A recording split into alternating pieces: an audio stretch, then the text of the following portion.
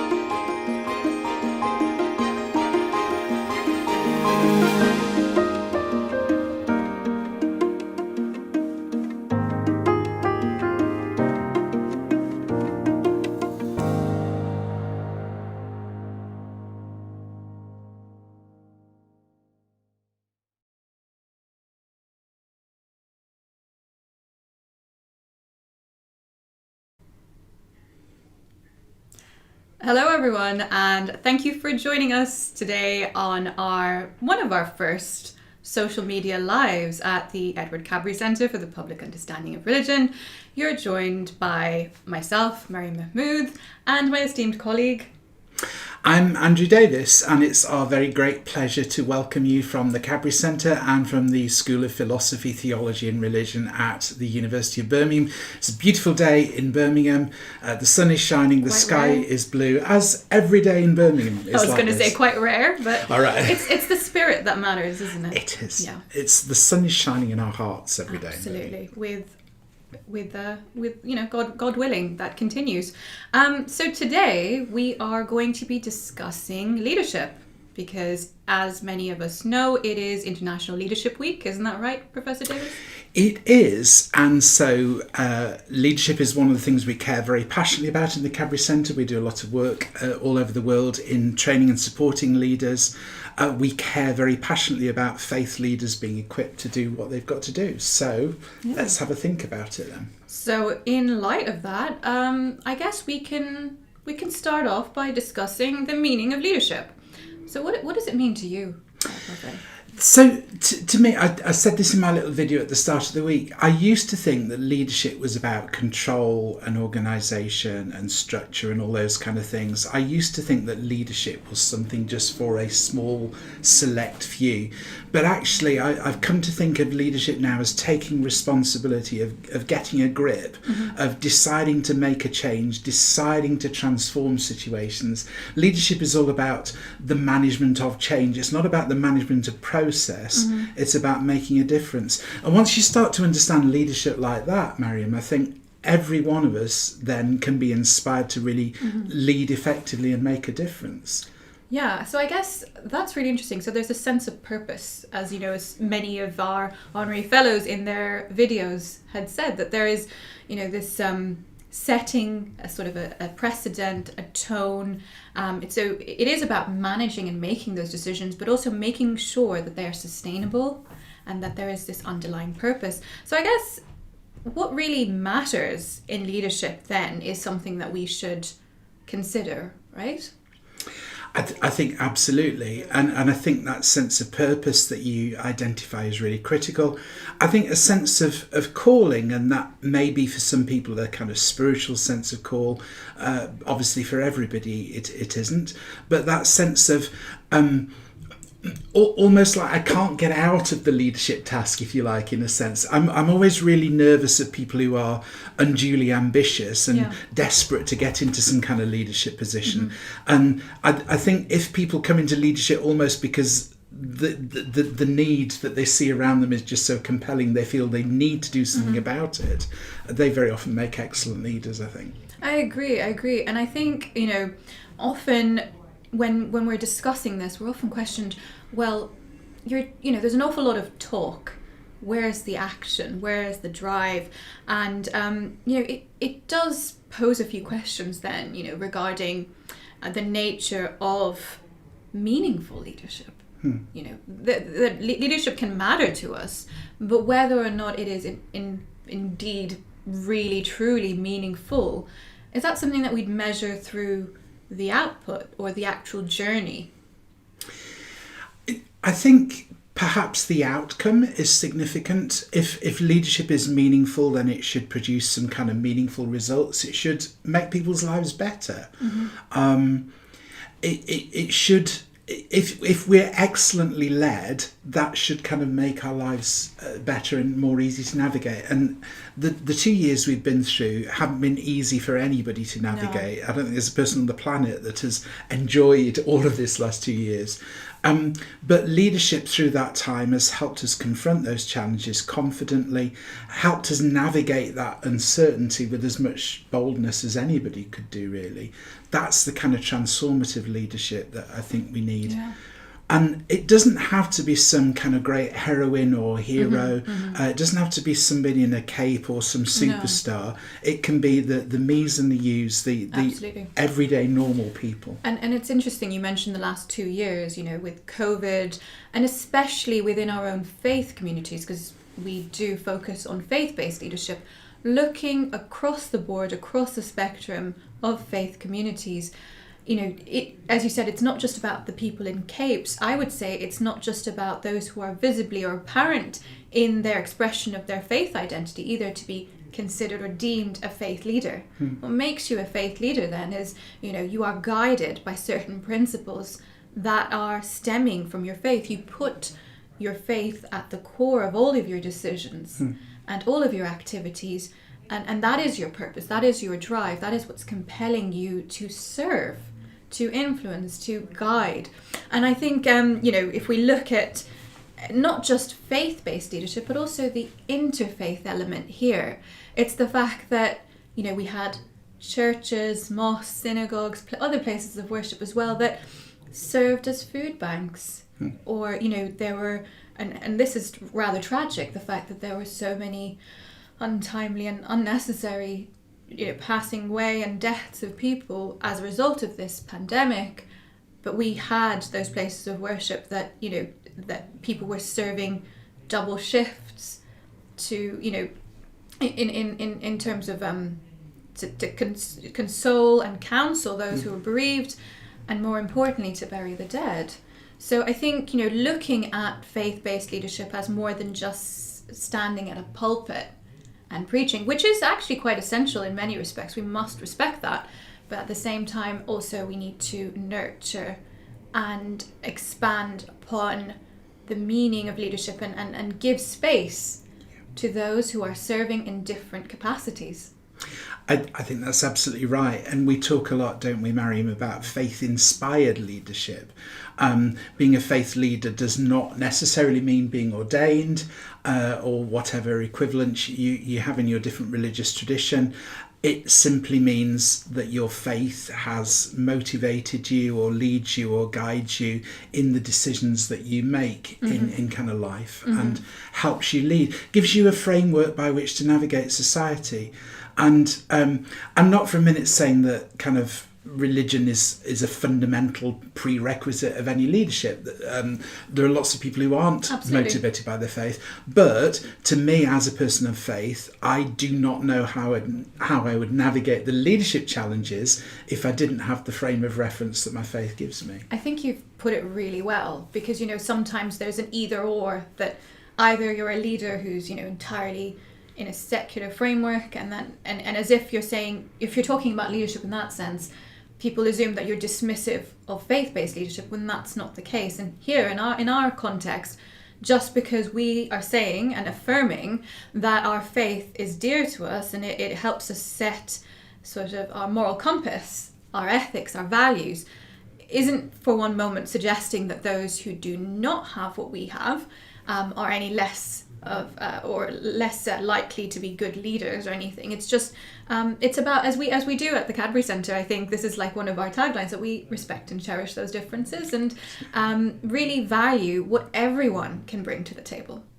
Absolutely. I am glad that you are not me and I'm not you. That, for all kinds of reasons, it'd be really confusing on the broadcast. The difference of perspective that variety in life brings is really crucial, because especially when you're confronted with some of the massive challenges that society is faced with, and not just over the last 2 years, but the challenge of climate change, the challenge of gender equality, of how to confront violence against women and girls. There's a long list of challenges. We haven't been able to solve them because we've kept going back through the same frameworks, same parameters, the same approaches that we've always adopted. We need new insights and new ways of confronting these, and we won't get them from just going back to the same category of people all the while. We need the diversity of voices. It's not just from political correctness. It actually advantages everybody to include all those different voices. Completely. And I think, that's exactly what we want to do. We want to inspire, uplift and support leaders because we appreciate how challenging their role can be, especially within this faith context. So I think that kind of brings us to one of the mainstays of our I guess our goals and our objectives at the Cadbury Centre in terms of enhancing faith-based leadership. So we turn a little moment to the MPA in faith-based leadership, which is our pioneering course. I guess we could say that now, can't we? I think we can. Yeah, no, absolutely. Own it. I think it was kind of one of the first of its kind anywhere in the world. It's been running now since April 2021. We've got around about 26 students on it. We love them very much. We love spending time with them each week, and we've really enjoyed putting the material together for this. And it's very much focused around this whole narrative of how we can positively use faith as an inspirational tool to engage some of those social challenges. So what are some of your favourite bits of the MPA? I know there are parts of the modules that you really love, especially. I do. So in terms of the framework, I think first I'll start and then we can talk a little bit about content. One thing that I just absolutely love and I find so unique about our MPA is that, and I say this as somebody who's worked in interfaith organisations and domains and grassroots for well over a decade, so throughout my undergrad and then my degrees, and I think what has always struck me is, well, how do we make interfaith an action, an activity, as opposed to just talking points, and to see that kind of transmit and transpose into the classroom setting, with our candidates, even though this has been through Zoom the whole time, it's about seeing them learning from one another and with one another and engaging. And you'll have moments, for instance, give an example about organizational structure, for instance, and managing that in a faith-based organization or context. Although we have people from big, small, and anything in between size organizations, we have people from various different backgrounds and traditional established leadership as well as non-traditional emerging talent, to see them kind of all sit there and equally speak from their own experiences, their own knowledge, and then reflect upon that, offer insight to someone else who might not have thought about a particular problem. So for instance, something like good governance practices in a faith-based organization. Now, there might be somebody who's grappling with that in a small organization from a particular faith background, or they might be putting together their vision and mission statements for their organization. They might be at a formulative stage. And then there might be someone in the cohort who's been through that, or has actually, you know, one thing is embracing the failures of a certain process, which is something that we do. You know, we are humble in all our faiths. They teach us to be empathetic and kind to one another, but also kind to ourselves, and acknowledge when we do not succeed in our endeavors, and learning from that, you know, and then vocalizing it to a group of people and saying, well, this is how we did things. It may not have panned out how we wanted it to, but I'm sharing it because I feel like others might benefit. And then somebody in the group who's thinking through this and thinking, I'm putting together my vision statement, or I'm looking at best practices for governance, and it's something, you know, there's the light switch goes off and they're thinking, wow, okay, I hadn't thought about it like that. To me, that is the best example of interfaith in action. It's not always about scriptural reasoning, which has its time and place, but it's literally, you know, just being there for one another and kind of, you know, we can break so many barriers without even trying, you know? Absolutely, yeah. No, I think you're absolutely right. I mean, Islam and all the other great world faiths beyond Christianity have got long histories in this country. I think you sometimes get a narrative that, they've only emerged in the UK in the last 20 years or so. Not true at all. But it certainly is the case that a lot of new faith communities have been built in the last 40 or 50 years. So they are very often still led by the first generation that founded them. Sometimes they have the challenges that come with a major donor still being in the congregation. And that's true of Hindu and Sikh temples. It's true of Christian churches. It's true of mosques as well.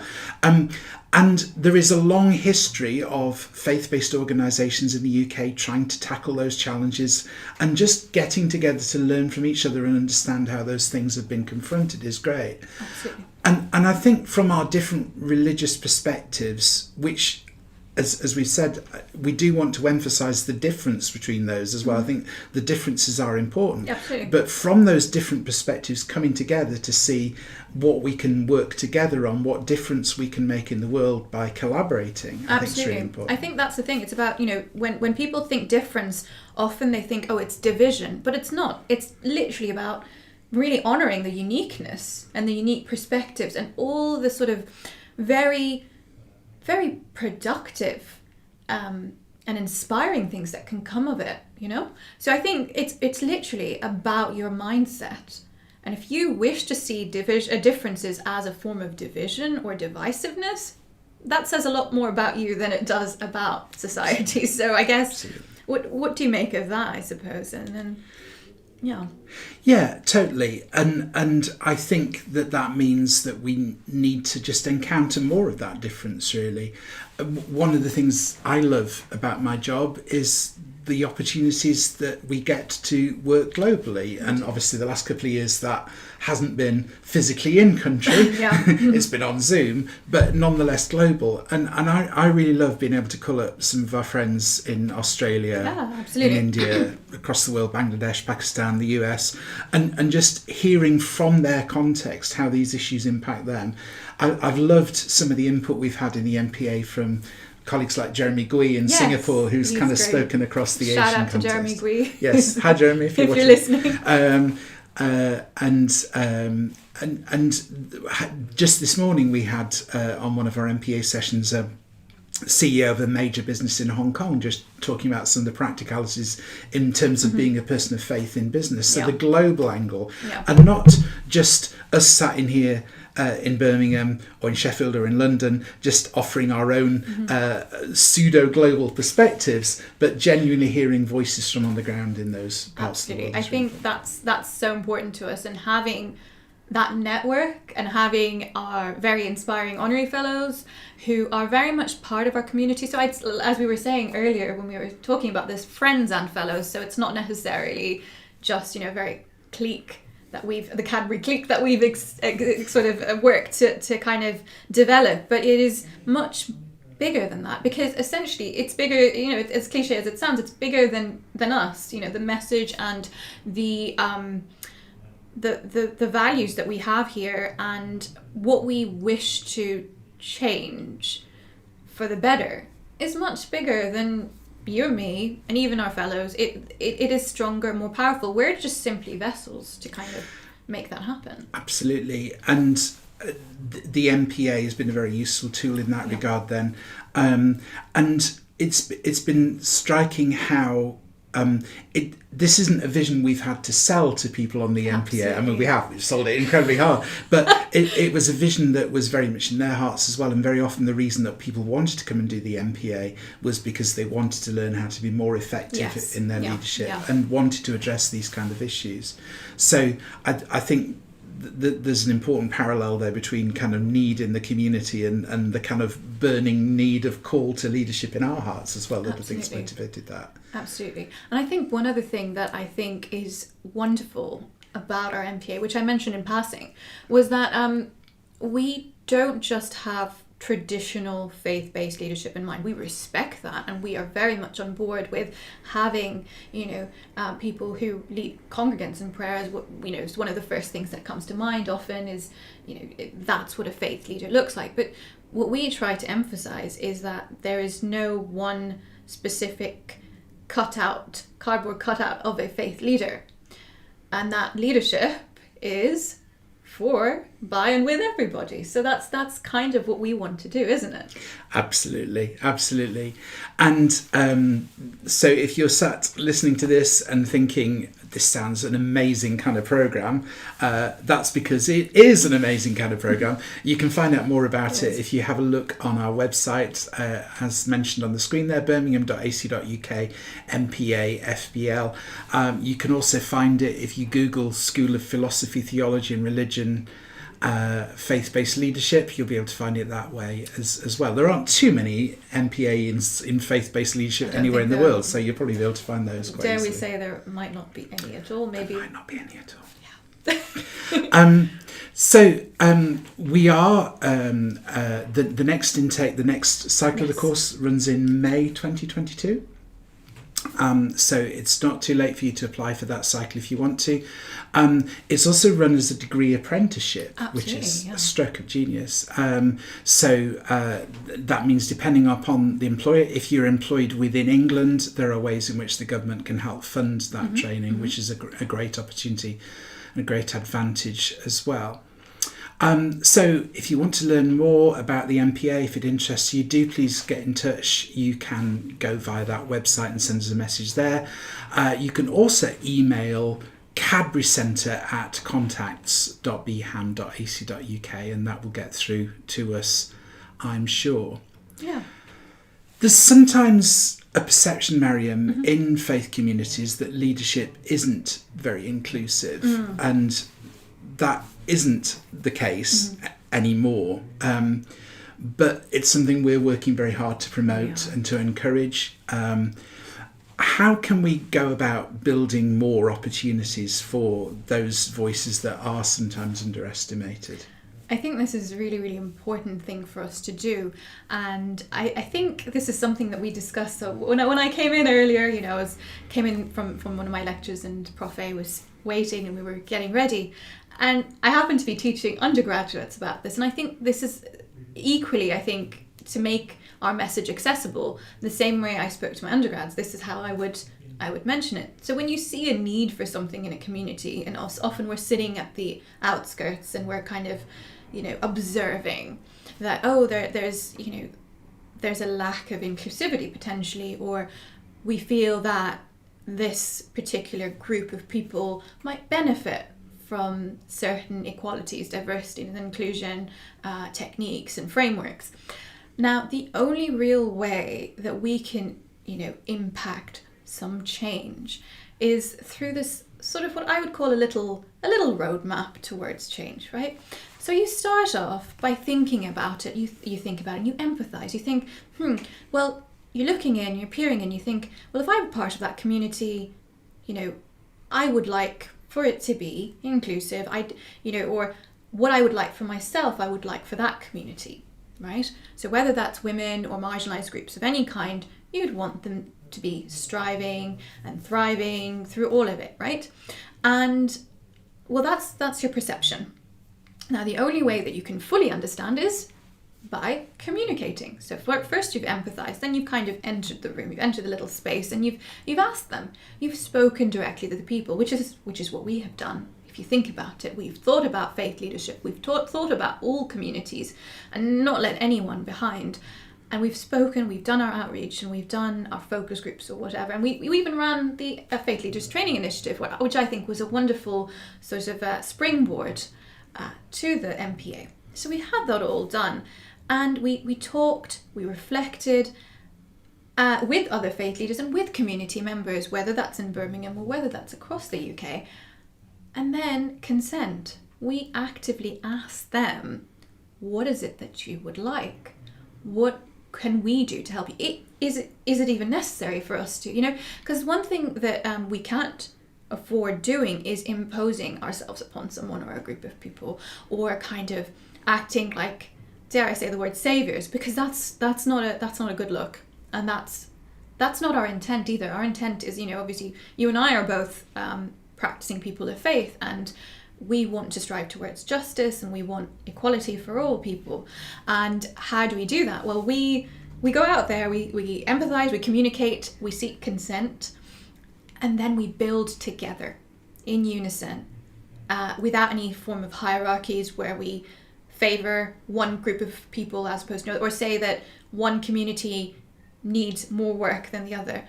Granted, there are certain structural and institutional issues potentially, which we won't overlook or anything, but we won't stigmatize a certain community just for the sake of it.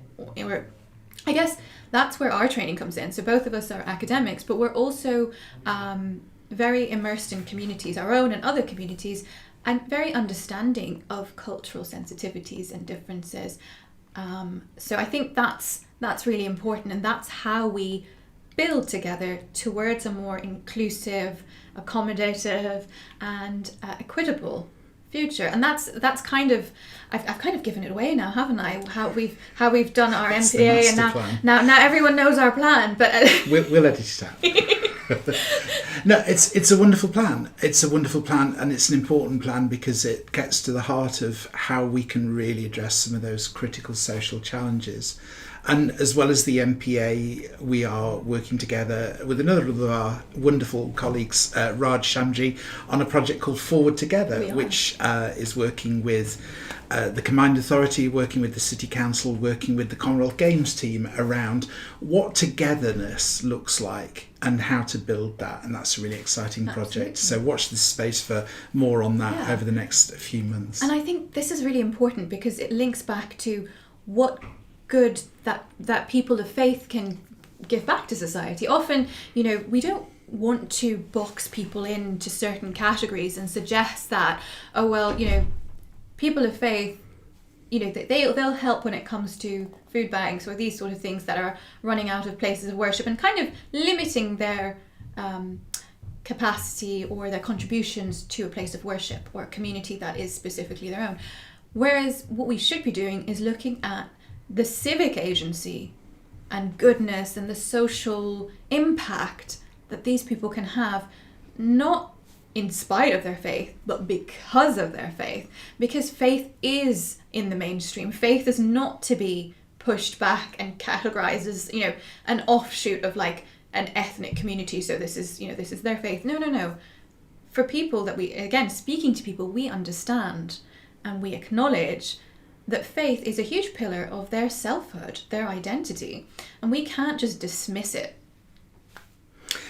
Absolutely, we can't, and we don't want to. We want to grasp it with both hands and help them use that insight and inspiration to make a difference in the world.